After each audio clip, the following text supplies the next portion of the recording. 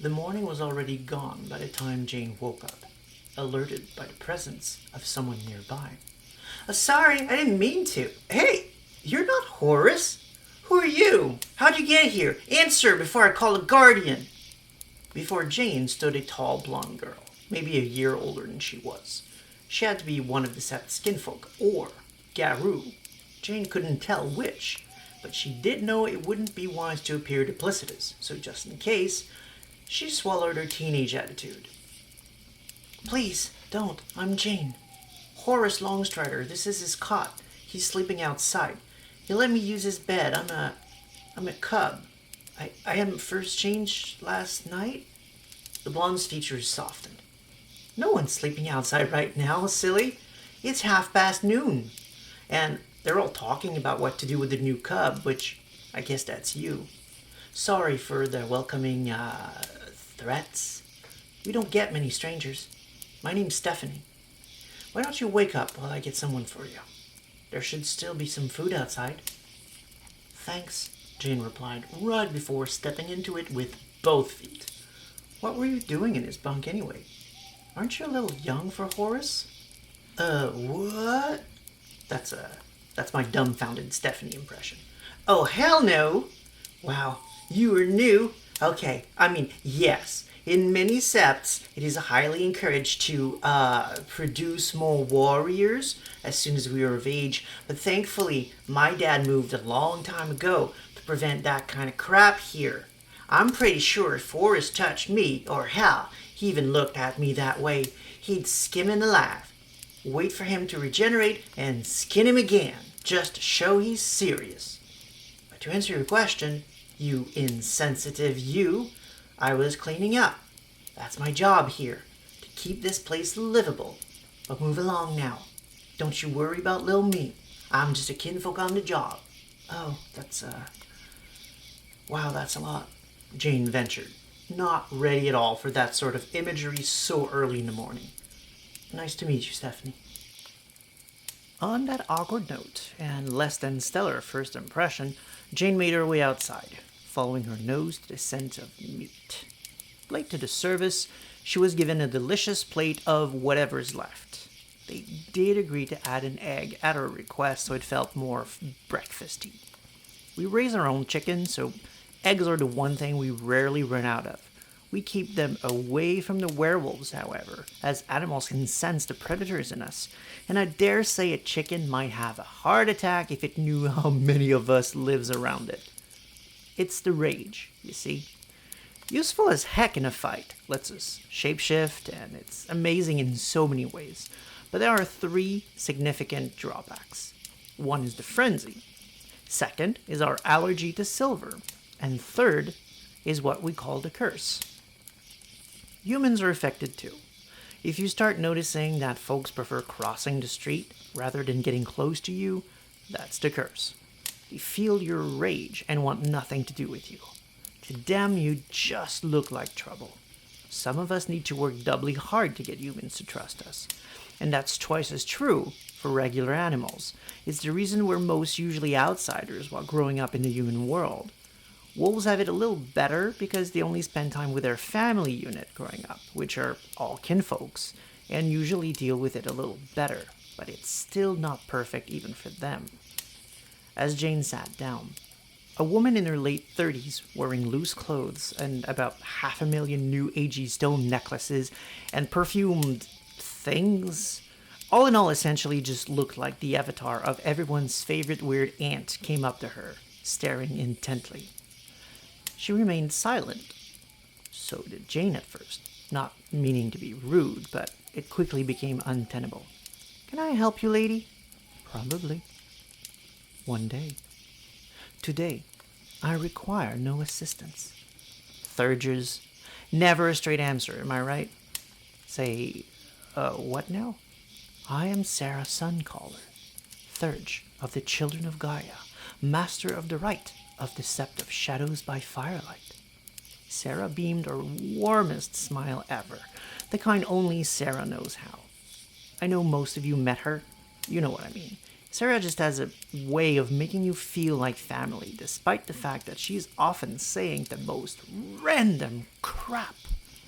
Jane heard all of those titles, and true to herself, she laid back replying, "So you're some kind of big shot? I mean, a friendly one, if a bit odd. I'll stop talking now." Odd is something you will learn to be, I suspect.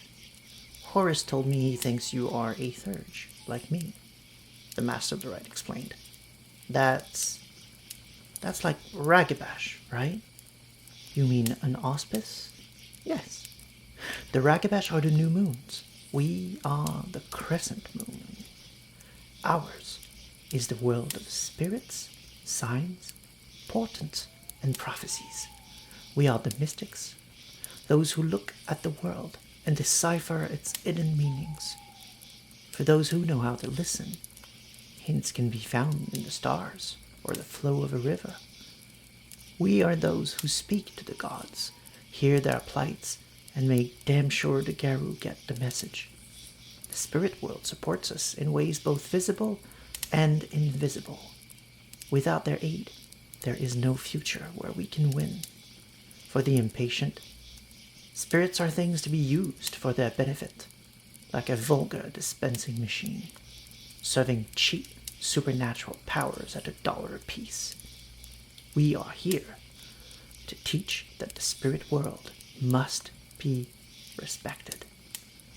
Jane, with a mouthful, "Oh, okay, but what?"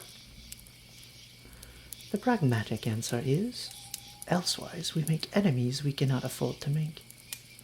Ancient pacts are broken that hold the world together.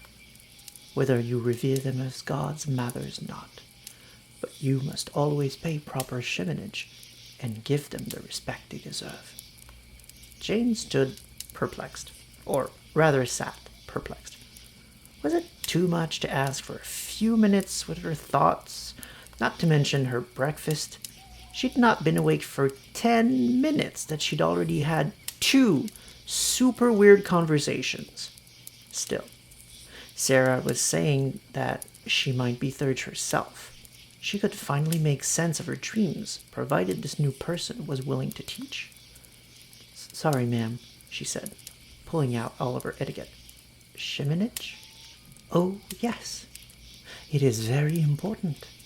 Shimonage is the way by which you offer your respect to a spirit in exchange for service.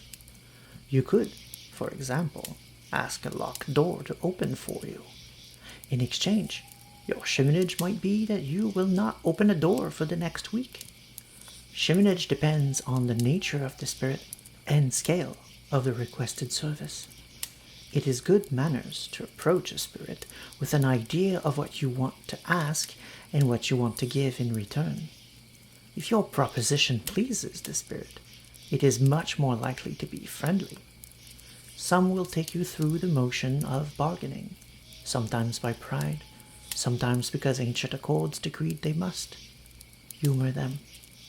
So long as you do not request the spirit to go against their nature, a thing they simply cannot do, they usually help. Eventually. After all, they feed on your shimonage. It sustains them, so long as it is appropriate. Play their games, but never, ever insult them. A scorned spirit never forgets, and rarely forgives. They can be relentless in their revenge. It is one of the reasons why our most important job is to be the intermediaries, and our second most important one is to educate. If needed, even punish those who offend. Believe you me, it is far better that the lessons come from us than incur the wrath of the spirit world. I do not like laying curses on my fellow Garuinkin. I hate it. But I will be far more reasonable, and I can gauge a punishment that will both appease the spirits without crippling the offender. That's a lot, said Jane for the second time today. That's fine, little angel, said Sarah. I will teach you. That is also my job. Beyond being the emissary of the spirits, we are also teachers, healers, and spirit guides. If you have need of anything, please come to me. Thank you, answered Jane, relieved at having someone to rely on to learn to navigate the spirit stuff. I'm sure I'll take you up on that. I should find the pack of the North Woods? The pack of the Northern Expanse, corrected the Theurge, named after the place where they met, and also a nod to their spiritual patron, the Northern Wind. Big yellow tent, right over there. Thanks. Jane made to get up and leave, but doubled back. What do you mean, spiritual patron? Oh, merely that werewolves gather in packs, united under the teachings and philosophy of a great spirit called a totem. Such a patron ties a pack together with a bond stronger than blood. Those who follow their patron's ways and pay proper shimonage can gain much knowledge and power. The North Wind is their guide. Thanks, Jane said as she stood again. One day, I'll understand what any of that means, but thank you for taking the time. You already do, little angel. You were born for this. You just don't realize it yet. Moving towards the tent, she saw us leaving it. Our eyes met, and we walked her way for a much-needed update. There you are, Gloria said. Things are happening that you need to know. Decisions are being made about you, and you're not going to have a say in much of it, I'm afraid, I added cheerlessly. The leaders here, they're good folks, but they have a lot on their plate, and folks are expected to follow the decisions of those of higher stations. We can challenge what we feel is completely out of line, but for the most part, that means going up against the will of people far more powerful and proven than we. Yeah, that's a lot, too, Jane said. Too? Inquired the confused firebrand. She replied, saying, Yeah, all my conversations today have been way too much, way too fast. I don't know these people. That's fair, I conceded. Let's back up. Talk about concrete things you can relate to for a bit. Scouts have been in town since last night to see what we didn't have time to see. We just came out of a conversation to discuss those findings. The sept leader stepped out to think and grab a bite, so we can bring you up to speed while we eat as well. We made our way back to the place he'd just left. Most folks had moved on. Molly, my favorite person in all the world, knew what we liked and that we would be famished. Our meals were pretty much ready. She just had to warm them up for us. Well, except for Firehound's entire uncooked chicken. Lupa's cuisine isn't terribly complicated. We settled on a set of picnic tables some bone gnawers from Quebec had gotten for the sept a few years back as a thank you for having their backs against a particularly nasty bane they couldn't quite track. We had a great relationship with them and their glasswalker allies in the region since. But I digress. The point is, we were happily filling our faces. A few bites into it, I resumed talking for Jane's benefit. Poor thing was, as she kept saying, handling a lot. So the scouts, I started. They said the monsters, and there I was interrupted by Sarah, who joined us at some point without me even realizing it. Gorehound, she corrected. Not a monster. He was a person, not that long ago. Okay, listen, I wasn't about to argue with a werewolf of her rank, so I politely rephrased. Of course. They said the Gorehound had killed 14 people, that they were able to count anyway. They had to run loops around the cops, so they weren't sure of the exact amount. But here's the thing you need to know. If you hadn't stopped it, that amount would have been much, much higher. And we're all grateful for that.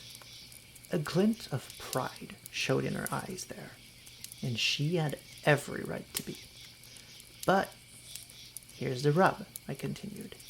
The person it was before it became that was a teenager. Someone from your school, we're assuming. That happens with those, Sarah chimed in. We don't know how or why, but we found a lot of gorehounds that were relatively young. Adults happen too, for sure. It's just, it tends to happen around an age where tastes develop, and most of them were found to have a great love of disturbing footage, a taste for blood, of the cinematic kind, which evolves into a hunger to spill the very real kind. They often start like the cliched serial killers, harming and killing animals.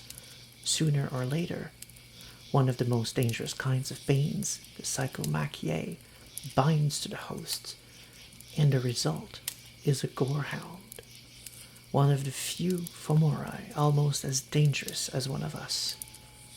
They are just as fast in every way, and that includes healing speed. They're almost just as strong. Their only flaw is that they are squishier, much easier to damage than we are. Do not ever let one get the drop on you, or they might just drop you. Good survival tip, I said, getting back in there. So do you know anyone like that in your school? Someone particularly cruel who might have changed? Jane took a moment. I mean, it's high school, so, everyone is mean, but I think I do, yeah. She thought about it some more, then added, Vicky Kind. She's anything but what her name implies. School's biggest bully, in fact. She's been getting worse, like, way worse. Everyone is afraid of her. Even her friends stay clear of her now. No one has seen or heard of her since she got suspended last week for violent behavior. I heard she stabbed someone with a pencil, unprovoked. Well, that sure sounded like a winning candidate for the Gorehound Award. But we couldn't know until someone went on the inside and figured things out, which led us into our next subject, Jane's fate. We'd beaten around the bush long enough. It was time to rip off the Band-Aid.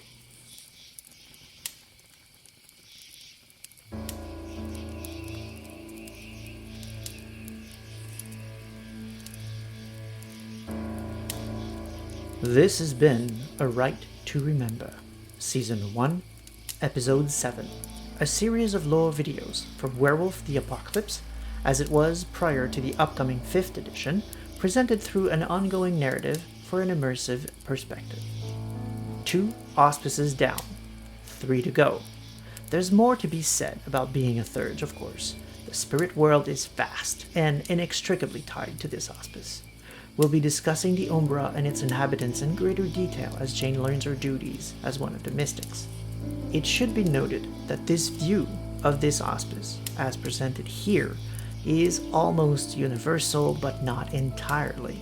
Most werewolves revere spirits, making every effort to remain on their good side. The arrogant or inexperienced learn quickly not to incur the wrath of the spirit world. Usually, when the foolish step out of bounds, local Theurges are often alerted by their networks of spiritual allies and are able to intervene before things go too far. Now, either Sarah doesn't know this or didn't want people to know this, so she couldn't mention it.